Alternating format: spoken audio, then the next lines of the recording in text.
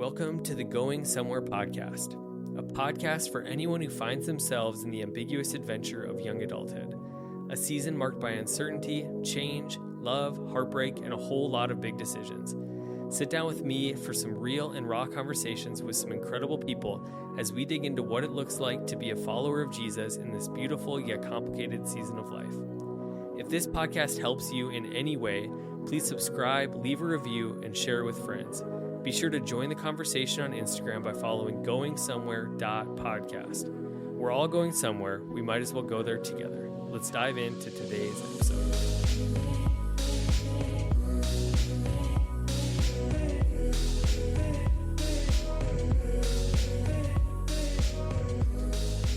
Hey everybody, welcome to this week's episode of the Going Somewhere podcast. Today I am joined by Jake Triplett. Hello, people. Thanks for listening to us.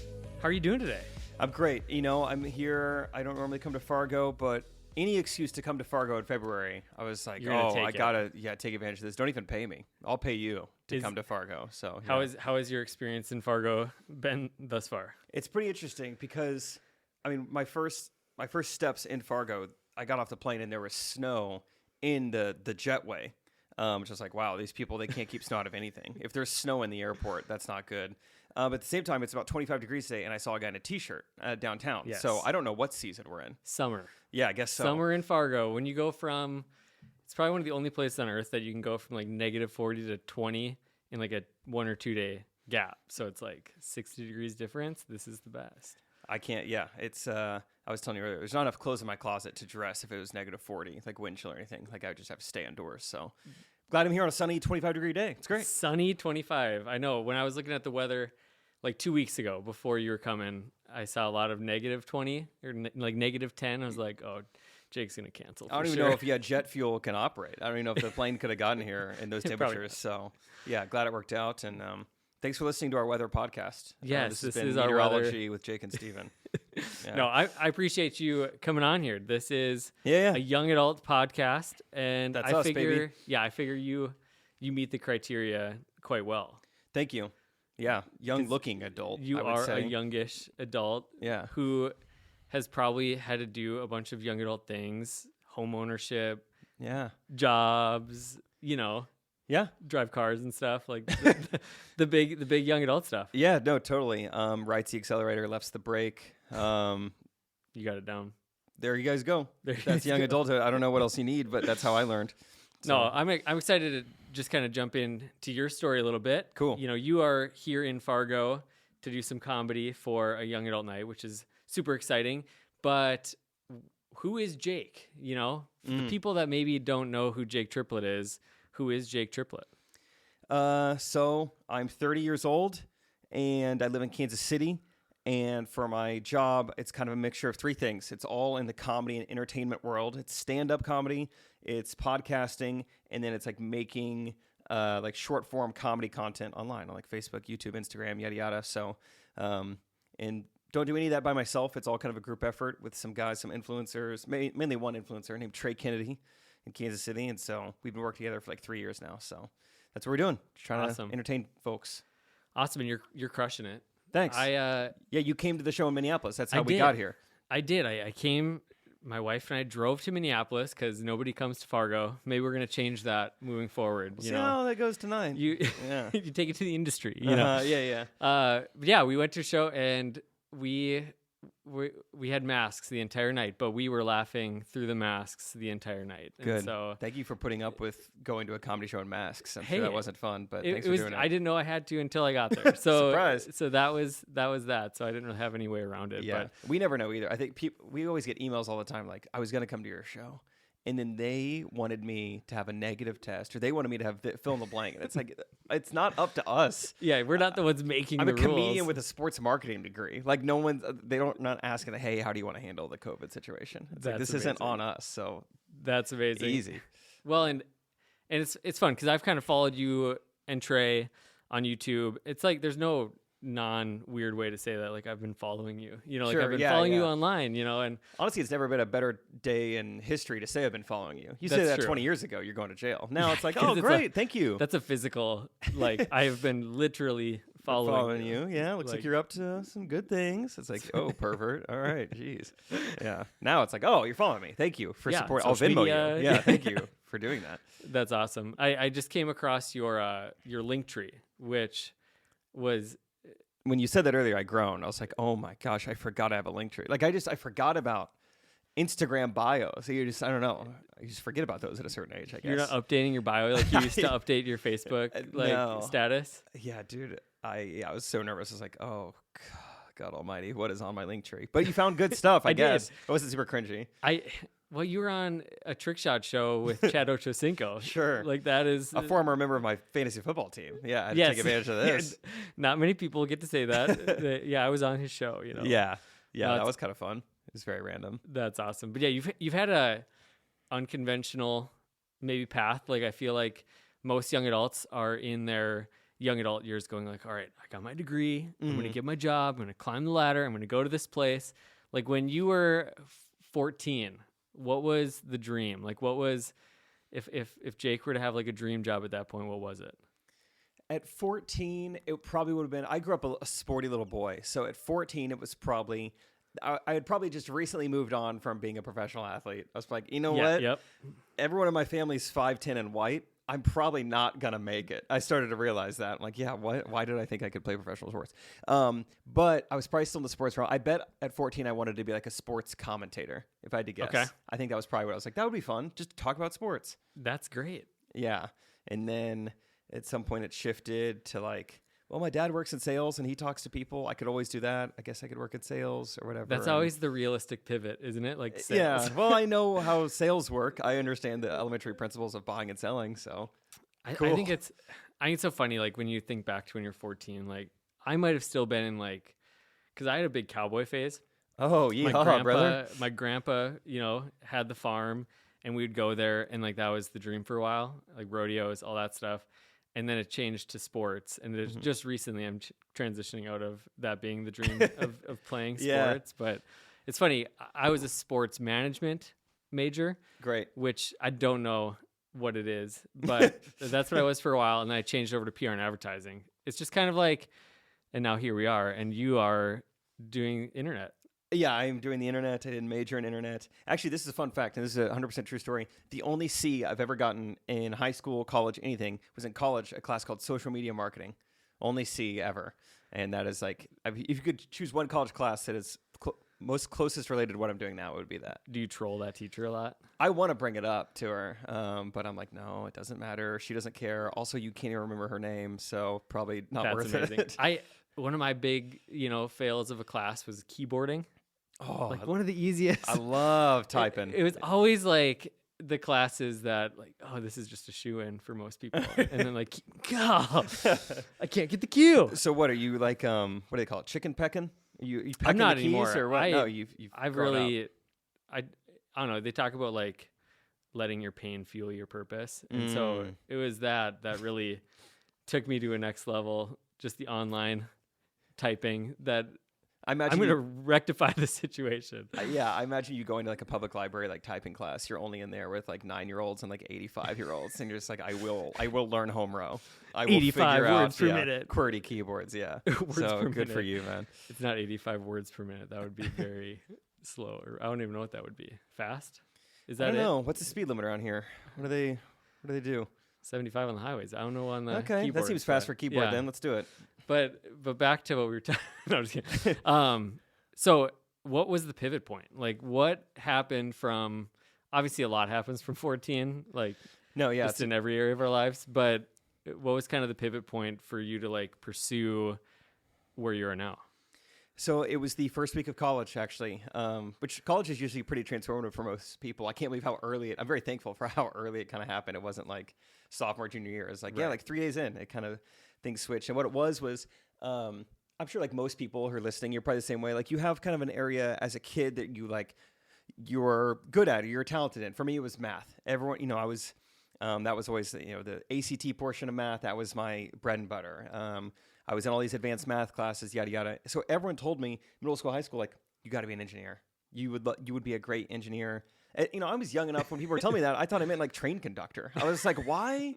I still remember that. I was like, I could do it if they changed the hats, but I truly had no idea how those things were correlated. I was like, I guess trains deal with a lot of math. I don't know. Eventually figured out what an engineer was, but I was just like, okay, great. And so I take all these college math classes in high school. I get to freshman year of college, and I'm already in like calculus 3 or something. I'm like, all right, let's do this.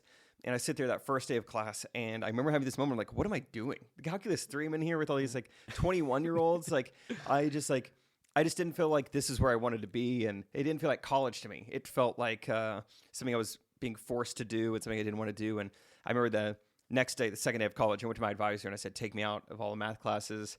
I don't know what I want to major in, but I'll let you know. And so I look back at that. It didn't seem like that big of a deal at the time. It was just like, I don't want all this homework. But I look back at that, and that was a pivot of like, I'm not going to do what people just assume I'm going to do or what they're going to tell me to do. I don't know right now, but I'm going to figure out where I feel like kind of the hybrid of gift and talents on one side and also like passion on the other side. That's awesome. Yeah, and so it took a while to figure that out, but that was the pivot point. I feel like that's like where a lot of people are in general in young adulthood is like, and that's why I call the podcast Going Somewhere, because I feel like that's what it feels like a lot of times. Oh, that's perfect. Like, I didn't even realize that. Yeah, that's how I felt. Going somewhere. Yeah. This is all leading me somewhere. Mm-hmm. But to like put the pieces together is kind of like the amazing journey of it. Because I think most people, to an extent, like what they said they were going to do when they're 18, and then when they turn 30, it's like, I am a Lego builder. Yeah, in a way. Dude, it's funny you say that because, 2 nights ago, I went to an improv show with some friends, and so we were talking about it afterwards, and for some reason or another, it like jogged a memory, and I was like, oh, wait, I think I have this. And so anyway, I'll just get to it. I have a note in my phone. Still, it was recently edited March 3rd, 2014. So this is when I'm about to graduate college. Okay. I have a note in my phone called Jobs, and job number 1 was radio host. What decade did I think I was living in? I wanted to be like a radio like DJ you're or something. kind of podcasts are like cool, the modern yeah. radio. It's like that's how I'm making like a decent living now is like the modern radio host. Yeah. That's funny. And then the next one was cruise line entertainer. I never even been on a cruise. I was just like, that sounds fun. I don't know. Like you just get to, I love the ocean. That'd be fun. And I'm kind of doing that a way. You haven't done it yet though. You've got to get on a cruise line now. Oh, well, yeah. At that point in time, I had never been on a cruise. I've been on a cruise since then. Okay. And have you been the entertainer yet? I have not entertained on a cruise. You'll I've get there. just been in the audience. I think without even reading the rest of this list, which we're going to do, I think this needs to become a new bucket list for Jake Triplett. Like I'm slowly do all these things. I'm going to become all of these things. Yeah. Which I'm very excited to move on now. With that would more be of a these. great like mini series or something. It would be. Like Jake accomplishes what he wanted to do when he's 22. Next one is news anchor. So clearly I wanted to be center of attention. Radio host, cruise line entertainer, news anchor. I was like, get me in front of a microphone. So news anchor. And then the 4th one is public speaker. I don't know what I thought I had to offer the world. It's like, no, they'll just pay me to like speak. I've done nothing. But again, you've done so far. You have hit the nail on the head. Maybe not the news anchor one, but yeah, but in a way, yeah, isn't that kind of crazy? I literally 2 nights ago speaking. Yeah, I was like, wait, I'm doing this is so weird because even a year ago I'd been like, oh, I'm not doing any of these things basically. And then the other one was like work in marketing. One of them was high school business teacher, which once again, I don't know why I felt qualified to do that. That would be a big pivot. Yeah. Like, all right, I'm gonna go teach high school now. And then one of them was called Second City, which is like an improv school. I don't know if you've heard of that. That's where a lot of like SNL people came from. It's in Chicago, like Steve Carell, Tina Fey, they all did it. So that was an option. It was like, I just moved to Chicago to do improv, I guess. And then the very last one on the list is what I ended up doing, and it was youth ministry. It was literally last. It did make the list, but it was in dead last. I was like, oh, if I can't become a news anchor, if no one will pay me to, just talk, then I guess I'll be a youth pastor. And then that's weirdly enough what I ended up doing for 3 years. So. And what was that experience like? Doing youth ministry. I feel like you're in one place, you're in one church, and you had all these desires and dreams. So what was that like in that season? It was, I think I was having so much fun that it wasn't like I'm putting my dreams on hold. It was just like, I'm going somewhere. Like it still feels like I'm headed in a direction that I like. So like, even though I have no idea what I'm doing and I signed a 3-year contract and that's kind of scary. It's like, this is so fun. And it truly feels like in the moment, I'm 22. It does feel like I'm using the gifts and the talents I've been given for the kingdom. So like you can't argue with this. So I think I was able to look at that and be like, this isn't where I think I'm going to end up. I don't think I'm going to end up doing vocational ministry for forever. But for the time being, yeah, I'm able to use kind of this entertainment funny bone and use it to help kids know more about the gospel and Jesus and everything. So it was fun. And but it was during that time, a few months into youth ministry, it was a Black Friday sale. I bought a camera for the first time. And what kind of camera? Canon Rebel T5. Okay. A little camera bundle at Target, which is kind of how Target is. You go in there looking to just get something, and you're like, wow, how did I end up with all this garbage? You know, I was like, I was not going in there to buy a camera at all. But I was like, well, I don't even know how much cameras are going for. I was like, it's Black Friday, so it's got to be on sale, right? You know, it's probably on. It's probably like, because my first was a T4i. Oh, we were like back to back then. Yeah, which is funny because we busted that out recently to use that for different things. No way, you still have it? Yeah. Good for you, man. I didn't use it for like 8 years, and I was like, I don't have another camera. Get the T4i out. But yeah, so I impulsively buy this camera for some reason because I thought I wanted to take cooler Instagram photos. Truly, I was just like, that would be sick. Just to go out by the railroad, take some pics. Build my I don't know. Instagram. My Instagram youth pastor. I don't know what I was thinking. And so, probably a day later, I just have this oh crap moment. I'm like, why in the world did I spend, I work in youth ministry. I'm getting paid nothing. I spent $400 on pieces of technology I don't even know how to operate. But I think I was too stubborn to take it back, but too poor to not utilize it. It's like, all right, I'm going to use this sucker. And so that December, I was like, I learned it had a video function. I was like, oh, that's kind of fun. I could make videos, maybe. Learned how to use it. And to make myself feel like I wasn't wasting my money, I was like, every day this December, I'm going to make a video and I'm going to put it up on Facebook just for my friends to see and just kind of challenge myself. That way it won't feel like I wasted my money. Like, you go out and buy new running shoes and it's like, oh, I got to run now or else I wasted my money. It kind of, financially motivates you to do things. And so I did that on accident. And anyway, it was that month that I kind of fell in love with making videos. Like, well, I really like this process. I really like this like feeling of like an outlet. I have all these ideas, I have all this like kind of creative thoughts and like this is kind of fun outlet and nothing's going viral necessarily. But it's like my friends like it. I like it. This is fun. So videography was just a hobby for like 3 years, just on the side while I was doing youth ministry. And it was kind of a fun outlet. And in the same realm, I was like, I don't know if this is going to be what I end up doing, but it does feel like I'm headed somewhere kind of fun. It's like, let's just ride it out. Let's see. When did it become like, okay, this can become a career? Like this is not... Obviously, at that point, it's like making fun videos, and who hasn't done that? Most of them that I hope nobody ever finds. But every like male millennial listening to this is like, oh yeah, I've been there. I've made some trick shot videos. I've done some stupid comedy videos. Yeah, we were talking about trick shot videos earlier, and I recently had found one, and it was like, oh, that was like a 3-pointer, like that. Why did I think a camera needed to be involved in this? This was like a granny style free throw. You could barely see it going through the hoop. Yeah, didn't have the framing right. Like the ball goes out of the frame. Or we all made one where it's like that exaggerated, like rolling it and then swishing it. Like that was a big, that was a big thing too. Good premise. I'd say towards the end of my 3-year stint in youth ministry, I was getting a little better at videography, and someone offered me to, like, we want to film our wedding. And I was like, great. They paid me $400 for it, which is hilarious. But hey, paid off the camera. Finally broke even. Broke even on the camera 3 years later, which is good. And so I was like, okay, maybe this is freelance video could be a thing that I do. And so I was kind of thinking about it. And anyway, truly out of the blue one day, I get a Facebook message from a guy. We have literally one mutual friend. That's it. One mutual friend. And he's like, hey, my name is Josh. I do this. You can check out my Instagram. And I heard about you through so-and-so. I'm looking to like kind of start a YouTube channel.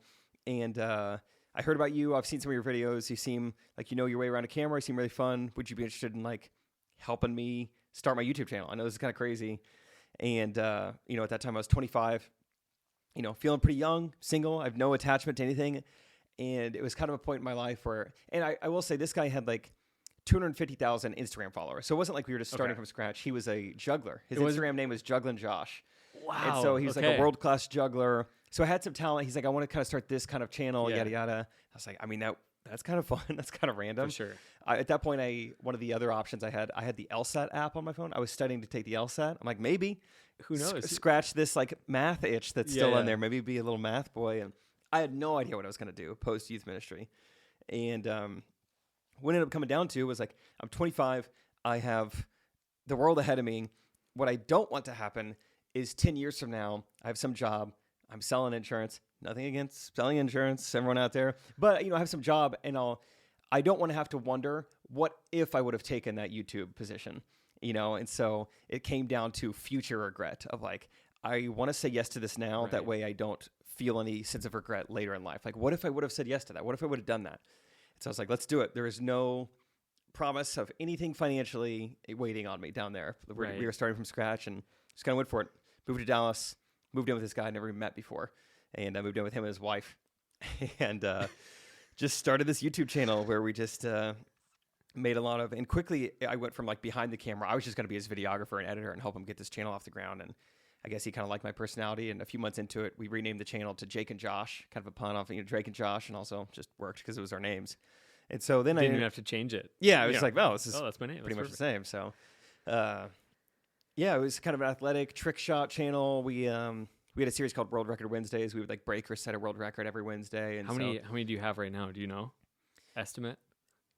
Ones that are certified by Guinness, probably only like 3 or 4, just because it's such a process. Like they do not make it easy. They need it costs all this money. You need like an adjudicator there present, and so only a few, but probably a few dozen like that are still standing. And don't be impressed by this, everyone listening out there. There are so many dumb world records. If you really look, you could find like what's like the coolest / dumbest that you have, that you've had maybe. Dumbest. I remember flipping sandals off of my foot into like a fishnet. That was one. It was like most sandals flipped off a foot into a 12-inch target in a minute. And that one took forever. That one sucked. 12-inch target. Yeah, something like that. Very like into specific. A bucket, under a net or something. Or like highest distance to drop a hot dog into a bun. I mean, there's a lot of stuff you could find. There's a lot of dumb records. How high did you get? We went up. I've been curious. I mean, everyone talks about it. You never know the height. It was something. It was like a high rise in downtown Dallas. So I mean, it was several hundred feet, probably. Probably that's 20, insane. 30, 40 stories. So that's amazing. It was fun. Yeah, just take the elevator up with like a Ziploc full of hot dogs and just start letting them fly. So it was dumb, and a lot of them, weren't even like that skill based. They're just like, do you have the patience to pull this off? Great, then you could probably do it. Nice, yeah. But no, do you not have a 9-to-5 job that frees you up? Yeah. Are you pretty young and single and don't have a lot else going on? Yeah, you can set the record for. You could drop a hot dog behind the back of lemon passes or whatever. There you go.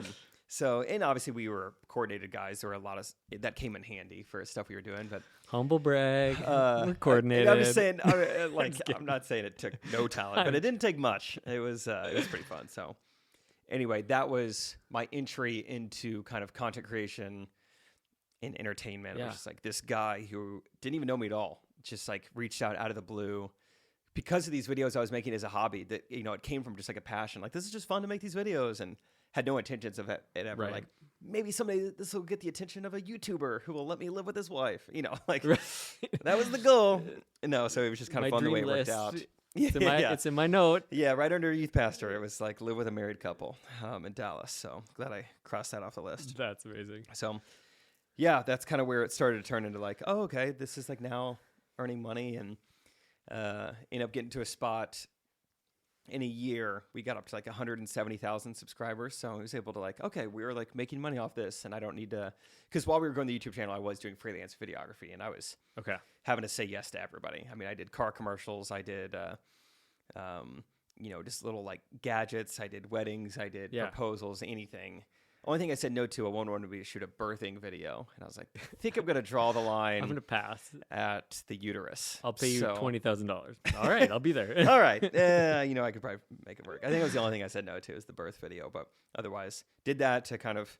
I'm just glad that somebody was like, this single male seems to be the guy that would shoot a birth video. Yeah.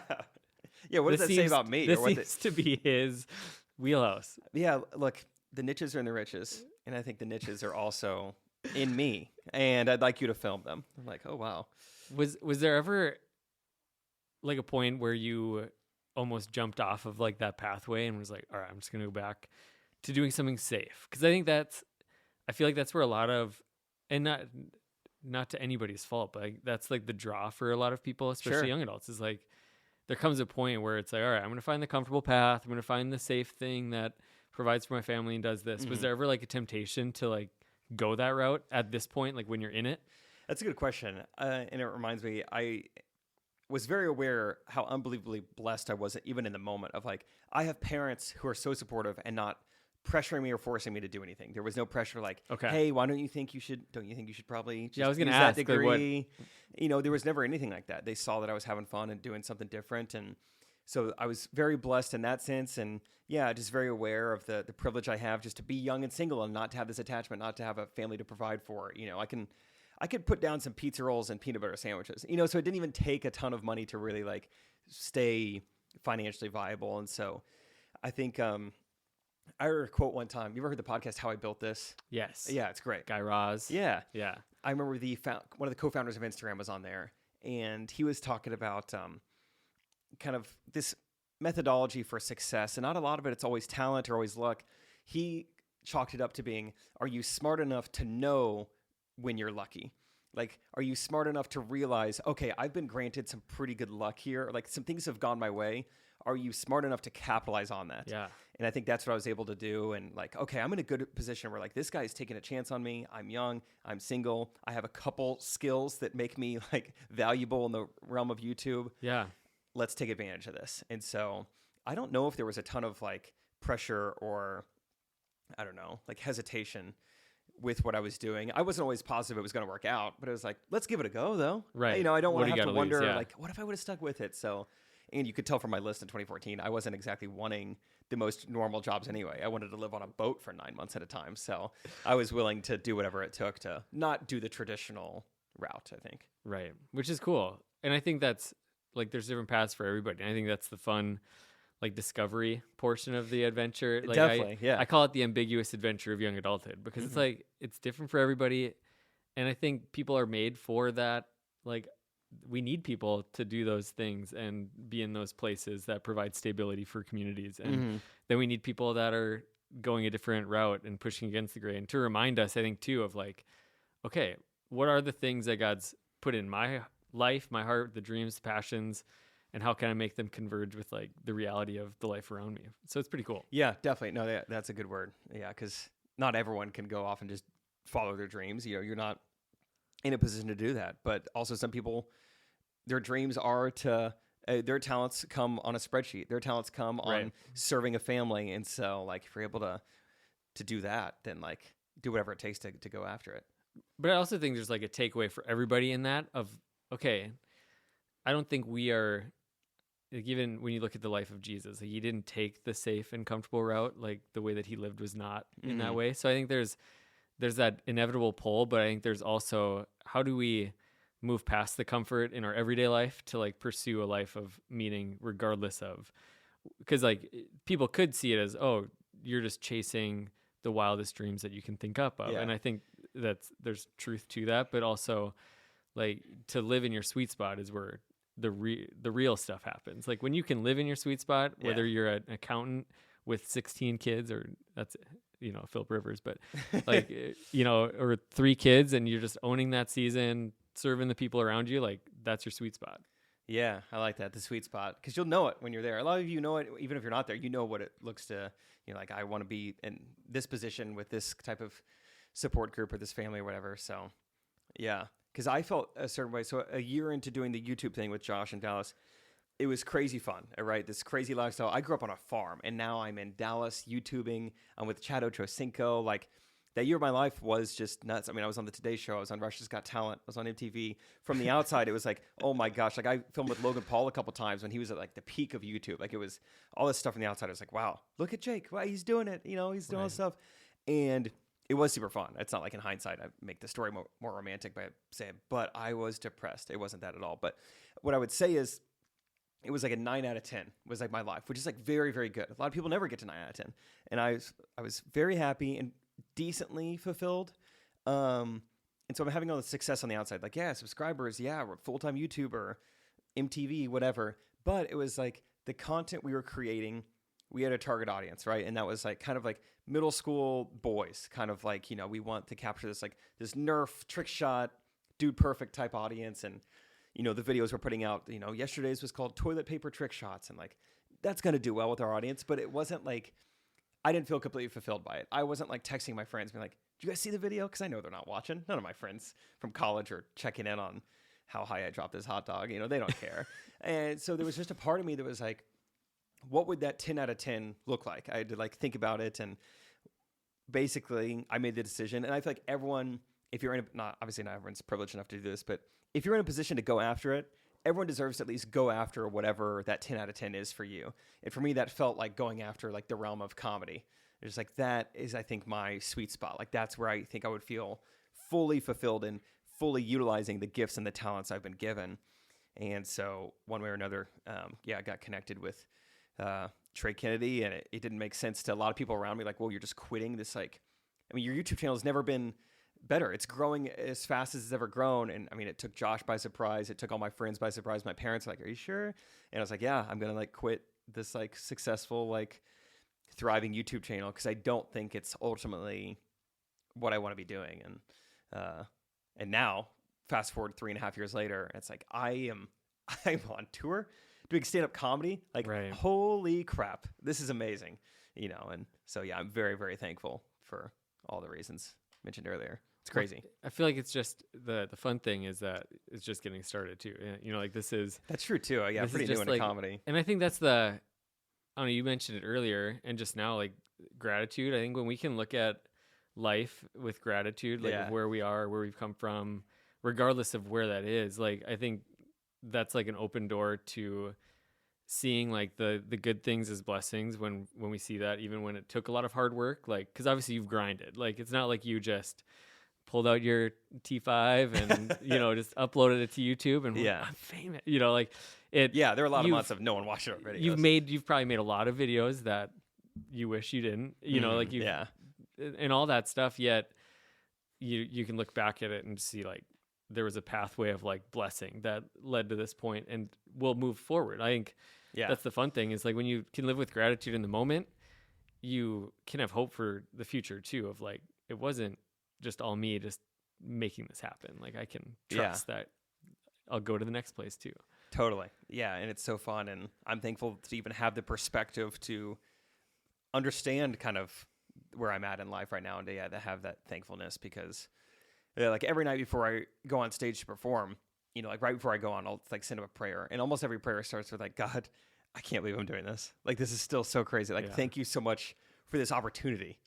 Like this, and it's not like I grew up like someday I will be a comedian. Someday I will have a Netflix special. Like I was never that gung-ho about it, but it was like, oh, if I could be a comedian, oh my God, who wouldn't want to be? That's so fun. You know, everyone knows, you know, what a comedian is and how fun that looks. And so, yeah, it's still just so crazy to me. And I can't believe like a few nights ago, actually, last week, I actually sat in the audience for our opener, Lucas, when he was performing. And just sitting in the audience, I had this like really like almost existential moment. Like, this is so crazy. Like, I've put myself in the shoes of an audience member. Like, this is so fun. We're in this huge theater, and Lucas is up there. He's making all of them laugh. And then it hit me. I was like, I'm about to go up there. I'm about to do what he's doing.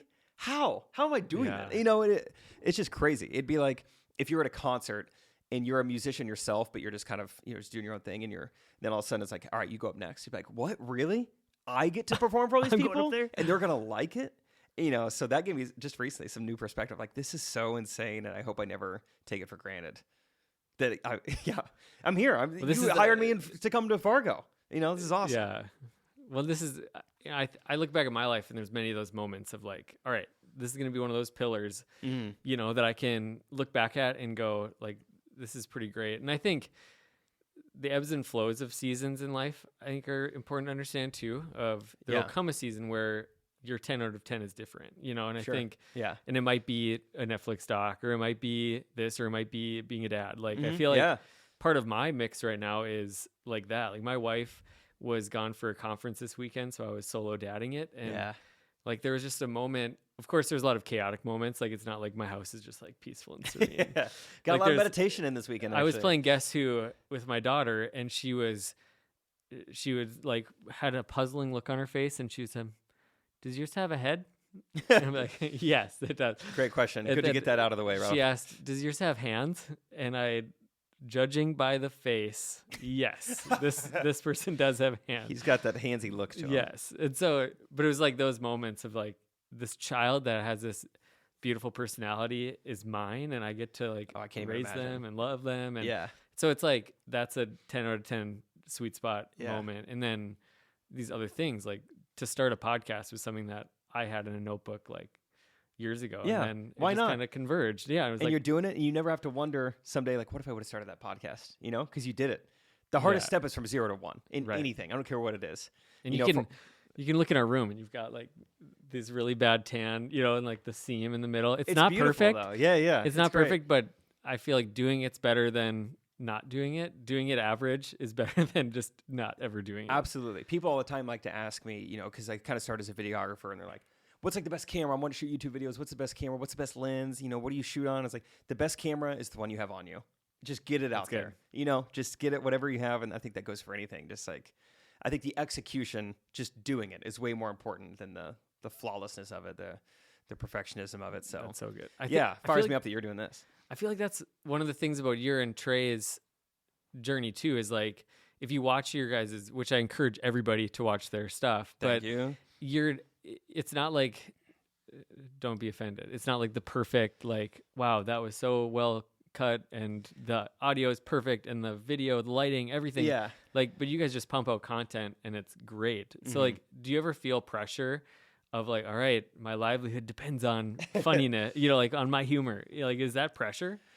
I think the closest thing to pressure I feel sometimes is I'll sit and think of like, am I ever going to run out of ideas? Like right now we're cranking out so many like comedy sketches a week. It's like, there's got to be a finite amount of like relatable things, right? Like this can't just keep going. But it's like, well, I guess, you know, we've been doing this for 3.5 years and we still have ideas in our Google Doc. So there's a little bit of that, but it's like, you'll always be adapting. But yeah, you're right. There is something too, like anytime we collab with anyone, which is not often, just because it just usually is more trouble than it's worth. But anytime we do collab with people, they are shocked at how quickly we can like crank out videos, because we don't like, we don't mic people up.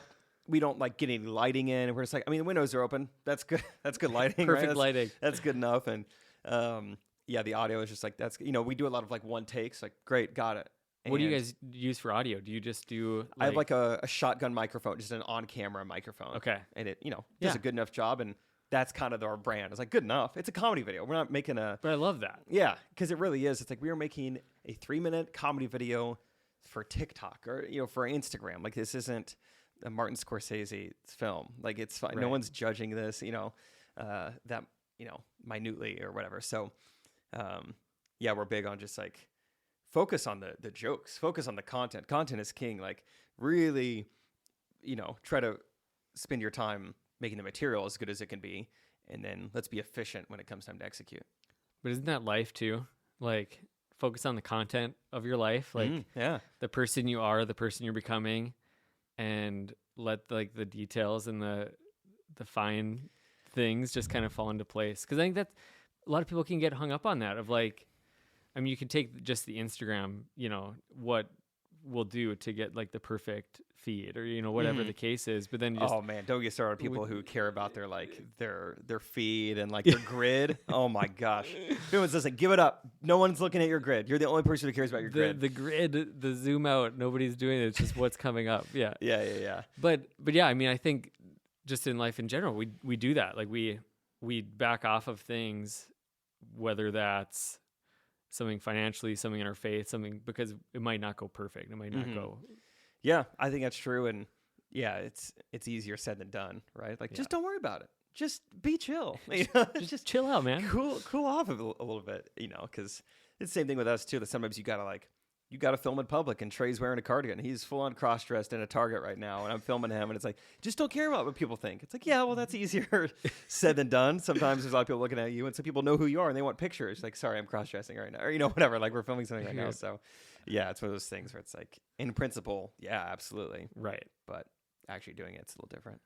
And I think that's that's like the journey of it is, all right, if I can look at this through what's the content of my life and who is the person I'm becoming, and not get as worried. I think that's the thing with your story and even mine of like, I didn't have this all mapped out, and you don't have this all mapped out. Most of us don't, but somehow we're here. And so we can trust that that'll take us to the next place too. You know, I think that's kind of the beautiful thing. And I know you had mentioned it earlier today of just like, Trey didn't headhunt you. Like, it wasn't like Trey was like, oh man, this guy's so funny. Like, he had no idea. Like, how did you start working for Trey?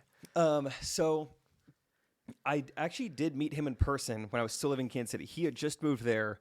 I met him in person out at a restaurant one night randomly, and I was like, I'm actually a videographer or whatever, and he's like, oh, cool, like, where do you live? And I was like, Kansas City for now, but Whatever you do. yeah, next door. I've been following you. 1980s I lived with version. another guy and his wife. Yeah. So this is, so it was the week he moved to Kansas City, no joke, is the week I was moving to Dallas. So it was like, we met, but it's like, I'm about to go do this other YouTube thing. Right. So it was kind of, all right, whatever. So I met him and had no correspondence or anything. But then fast forward 11 months later, I've been doing the YouTube thing. He's still been doing his thing in Kansas City.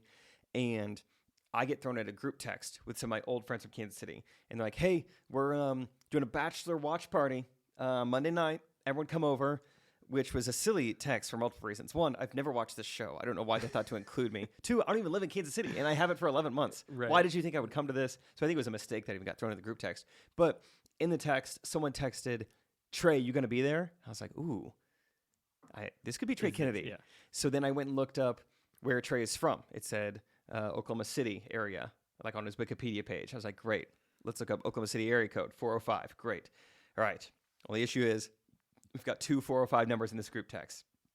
Trey never responds. So I don't know which one is him. So anyway, just one day, truly out of the blue, I just call up one of the 405 numbers, and luckily it was Trey, and luckily he answered. Because once again, I'm not the most like gung-ho, like steadfast guy. Like, I will work for this guy someday. Like, if he didn't answer, I might have just hung it up there. Like, oh, well, it's probably wrong number. Whatever. So thankfully, he answered. He's like, hello? And I'm like, hey, this is Jake Triplett. I don't know if you remember meeting me. I'm friends with so-and-so. Anyway, just kind of wanted to shoot my shot with you. And long story short, actually, it's already been a long story. But basically just kind of like tried to show him how I could add value to what he was doing. Because I knew it had just been him in a tripod for 4 years, ever since he'd blown up on Vine. I was like, I know he's got to be tired of this. And I've seen firsthand, right?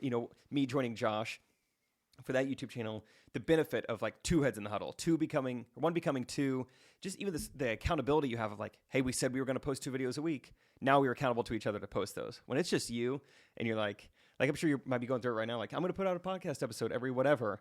If no one's really like there to like do it with you, it's way harder. And so anyway, just try to throw out a lot of things on why I thought I could add value. And it took a few phone calls and a little bit more convincing. And then eventually he's like, all right, let's do it. And so, and the initial, thing was like the furthest thing from a full-time position. I worked about 5 hours a week for months and months and months. I would shoot like 1 video and edit 1 video a week. And that was it. Yeah.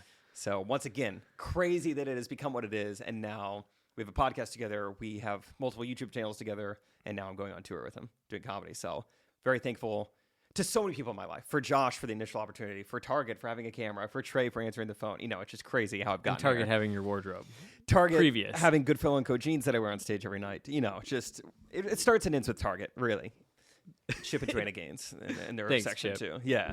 No, I think I love that call basically stemmed out of like, I want to add value to what you're doing. Like, obviously you wanted a job. Obviously you wanted to like get into comedy and do that stuff. Yeah. But of the angle of, I just want to add value to what you're doing. I feel like I can. And I think when we can go into just our everyday life, just saying that and thinking that, like, okay, I know who I am and I know that I can add value to you or this, and not just jobs, but like to the people around us. I think that's like relationships, friend groups, whatever. Right. Yeah. Like just a community. Like, I know who I am. I know what I can offer. And right now, like my wife and we've been having this conversation because I'm like a dreamer. Like all right, I've got the Google Docs or mine is Evernote of just like some Evernote. Lists of things that I would love to do. Mm-hmm. One of my ideas is a YouTube series called Let's Be Ballpark Frank, where we just have honest conversations at a baseball game eating hot dogs. Love it. Don't know if we're going to get there. You got to start with a good name though, and you're already there. So that's the hardest step. But like I have like to that idea and then just like more practical things that I'm like this podcast. But then my wife is like, I don't know if I have that, like She's I just want to take out the trash. I don't wake up thinking about like those things yet. She has this way of putting people at ease like I've never seen before. Like cool. Anybody can come into our house and they just kick off their shoes and like they can just feel at home. Mm-hmm. And I love that about her. And so like for her, adding value to somebody's life in a practical way is very simple. And I think that is how it can be for many of us. So that's sweet. Yeah. And don't be afraid to be like honest with yourself. Like, because I was always so scared of like coming across as arrogant or cocky, but like you're allowed to be confident in yourself. You're allowed to like adequately assess what you are good at and what you feel talented in and what other people have like affirmed in you over years. And Right. don't be afraid to show off a little confidence you have. Like, no, Right. I can come in, whatever it may be. And like, I can help you in this. I know I can. Like, I know For I sure. can add value in this way. And that's what I learned from that year in YouTube in Dallas too, of just like, because a big way to grow on YouTube is like collabing with people bigger than you. But Right. it's hard to like get someone with 1 million subscribers to make a video with you. Like, who are you guys? Hey. You have to come in and add value some way or Yeah. another. So that's how we got in with Logan Paul. It was like, hey, we break world records. Logan, do you have a world record? No. Would you love to have a Guinness World Record?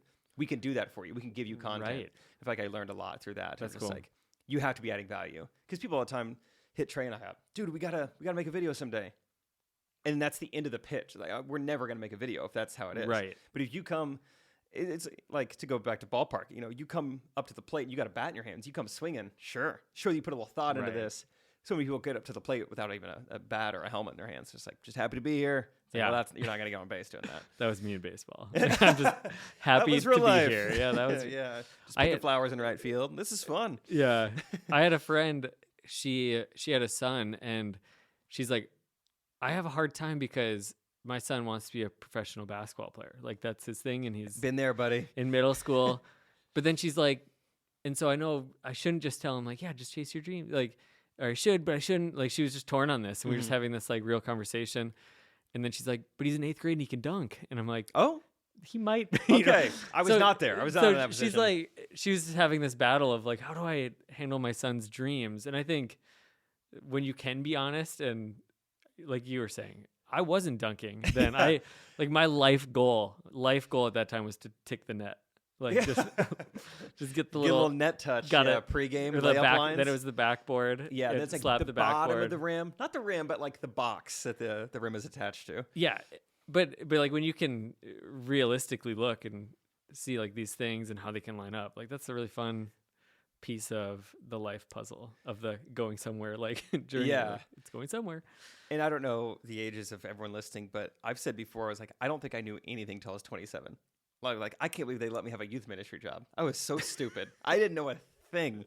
And I'm probably going to look back at this 3 years from now. I'll be like, I can't believe I thought I knew anything when I was 30. You know, I think that's kind of part of life, but truly it's like, Right. It took a while. It took like traveling. It took having a couple different jobs and to get a wider perspective on life and feel like I at least know something. And so Right. sometimes it just takes a while, you know? Yeah. It just takes a while to really feel like you kind of know what's going on. Not even just the world, but even just yourself. Even it takes a while just to garner some self-awareness or some perspective. So For sure. I don't know. For sure. I don't Then know. again, I don't know. What do I know? I feel like there's like multi, things to the name of this podcast, like going somewhere, like profound life. But then it's also like these conversations are going to go somewhere. Yeah. Like, We're but headed somewhere. I don't know. Whatever direction. I appreciate you coming on, and I just love what you're doing. I love For sure. that not only are you like pursuing your dream, but you're doing it in a way I think that's really inspiring. Like you're doing it in a way that, I think a lot of people can look at you guys and be like, they're just doing it. Like they're doing it. They're doing the stuff. Like, Yeah. I think that's pretty cool. Thank you. And it is great hearing those things because it's a great reminder. It's like, yeah, there's so many people out there who probably like would love to be making comedy content. It's like, yeah, we are doing it. I need to never take this for granted and Right. never stop being thankful for like, yeah, I'm able to make a living writing jokes. And That's that's, awesome. yeah, it really is crazy. So One of the questions I always ask, and when I say always, you're like the second guest, but Right, yeah. I always ask this. you've never not done this. What advice would you give to 20-year-old Jake? Oh, good question. I don't think I've ever been asked anything like this. What advice would you give to 20-year-old Jake? Let's see. I would say you don't know anything about girls. You're not going to for a long time. So don't worry about that. Just cross that one off. Like, Yeah, just take don't that off. even- don't- Doesn't don't need even to have that on take your part of the radar. pie chart of the brain. Yeah. Don't even worry about that. And I would say just continue to make an effort to put like the people around you. I shouldn't say first because God should probably be first, but continue to elevate the people around you and just like treat them as well as you can. I don't know. It's not that I look back and I'm like, gosh, I treated people poorly, but Yeah. the people that I feel like I treated well and they come back and they tell me nice things, I'm like, that is one of the coolest things to hear. It's like, I remember back in college, you did this. And it's like, I would love to hear 1,000 more of those stories. So it's like, that's the biggest thing I think I could have told college Jake, which is like, make someone's day every day, or like treat someone the way you would have loved to have been treated, treat people with more respect than they deserve, give everyone the benefit of the doubt. Just like the way I treat people is really important to me. And to learn that earlier would have been even better, I think. That's awesome. So that's my answer in the moment. Ask me 10 minutes from now, I might have a completely different answer. Yeah. Then when you're 40, you'll have advice for 30-year-old Yeah. Jake. And, it's just the answer is like, invest in Bitcoin, actually, is what I would have told him. That's what I Also, would've said. Androids, not that cool, actually. I know you thought they were cool, but no. Like 10% of the market share. Yeah, it's not even close to iPhones. So that's awesome. any hybrid of that. No girls, yes Bitcoin. That's the advice. Yeah, the practical advice is important too. Like, Yeah. just dump the Android on the side of the road right now. Jake, now.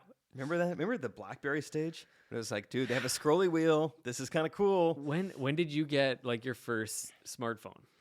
I think it was like sophomore year of college. I had a Droid, and I was like, not bad. GPS, pretty cool. I was a senior in college. Okay, nice. And I was a social media intern for our wellness center at NDSU. Okay. And before I got the smartphone, I was doing everything with my DSLR, and so I would just lug it around and like take a picture, and then I would go upload it and then make it into a square, put it on like Facebook or whatever. It was like the most brutal process. My and I was goodness. like, I need an iPhone. Look at you now, shooting on an iPhone. I've graduated all the way to shooting on an iPhone. Dude, that was the best. I mean, we were in a great age where we truly saw the revolution of most technologies, but especially cell phones.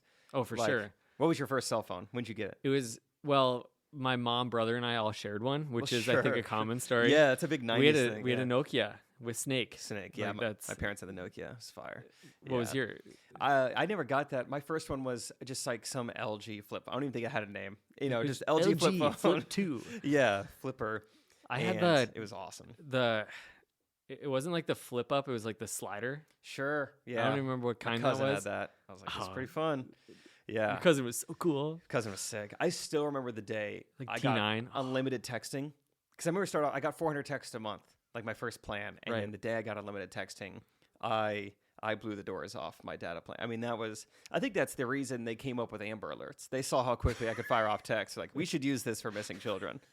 This is a great way to get information out. Just rapid text. So they hired me. That was another job I had. I was the Amber Alert guy. It was all manual. They were like, you should do engineering or, find missing children. And I was like, yeah, however I can help. So that's great. That's so funny. Dude, yeah, that was the best day of my life. Unlimited texting. I also... I would also have to pay my mom extra because I would like blow up the thing, or I wouldn't have any more text, and it'd be like 6 days, and I'm like calling my friends, be like, I can't respond because I can't text me. Don't text me. Don't text. Or even growing up, just like the landline system in home, like where I used to call girls that way. That's crazy. I had a little maroon one. It had like the front desk receptionist like ear thing. You're like a telemarketer for women. It was like a handheld thing, and I had a really long cord so I could like pace a little bit. Sure, yeah, get the feet but moving. It was always nerve-wracking of like, what if my mom like is listening to this? Picks up the phone, or I hated the anxiety of like, I'm trying to call Angelica, but I mean, her dad could answer, her mom, her older brother could answer. Right. Please answer, Angelica. I don't want to have to go through a family member to get to you. Even just like going and playing at your friend's house, that was a phone call for me. Like, I don't think people understand a lot of these things. Yeah. Like my friend Daniel, he was like my best friend growing up. I would call him, and like we learned the etiquette. So I would say, hello, Mrs. Shaner, is Daniel available? Uh-huh. And that's how I had to answer or like do it every time. And love it. And then sometimes Daniel was available. Sometimes he wasn't. Sometimes Daniel was out and about. Sometimes I would cold show up at his house and just knock on the door like a psychopath. Is Daniel available right now? Yeah, those are the good old days. Communication skills. Yes. Look at us. And now we're podcasting. You don't get to be a podcaster unless you grew up in the 90s. You had to make the phone calls. There's not going to be anything like this. No Gen Zers could ever have a podcast. They wouldn't know how to talk. Just kidding. I love you, Gen Z. You're great. You're great. Thanks for TikTok. You're going to listen to this in 10 years, so. Yeah. No, once this is blown up. I appreciate you taking the time to jump on. Yeah, excited to perform tonight. Yeah. Little practice sesh right now. For sure. Yeah, excited. Thanks for having me in Fargo. Absolutely. It's pretty cool. And where can we find you? How can those that are listening, how should they keep up with Jake Triplett? I mean, definitely check out my link tree. I mean, that's by far the most important thing that I have going on right now. I update that all the time. Definitely check out my link tree. I mean, my Instagram is Triplett Jake. I post there whenever I remember it. But I mean, mainly like I guess YouTube, and it's whatever app or platform you like to watch videos on. We're making them under the name Trey Kennedy and also under the name Gene Shorts. Those are like our two channels where we're like pushing out content on a weekly basis. And if you want to listen to a podcast I do, it's called Ghost Runners. But listen to this one first. Make sure you're all caught up on this podcast. Then if you want, you can listen to Ghost Runners. It's not going to take long because we only have a couple episodes. But okay, you guys get caught up fast. Yeah, no, I appreciate it. And if you are watching this on YouTube, make sure you subscribe. Get all of these coming out, and then anywhere you're listening to podcasts, subscribe. Definitely subscribe. Follow whatever the button says on your platform. I would say the reviews are a big thing I'm learning. 5-star ratings, those help. They help. Just get to know the buttons. You don't need to smash it. You don't need to tap it. Just smash the like. Yeah, just flirt with it for a while. Take it out. I don't know. Just tap it with one of your fingers. Yeah, decide what you want to do with it. But get involved with this button. Awesome. Well, appreciate it. Until next time, thanks for joining us on the Going Somewhere podcast. See ya.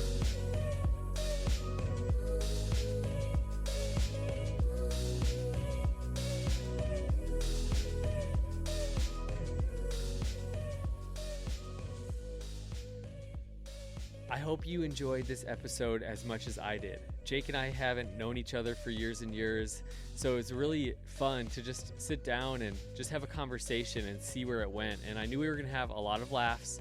He's a hilarious dude, but I was truly impacted by so many of the things that he said. I loved how he pursued working for Trey Kennedy.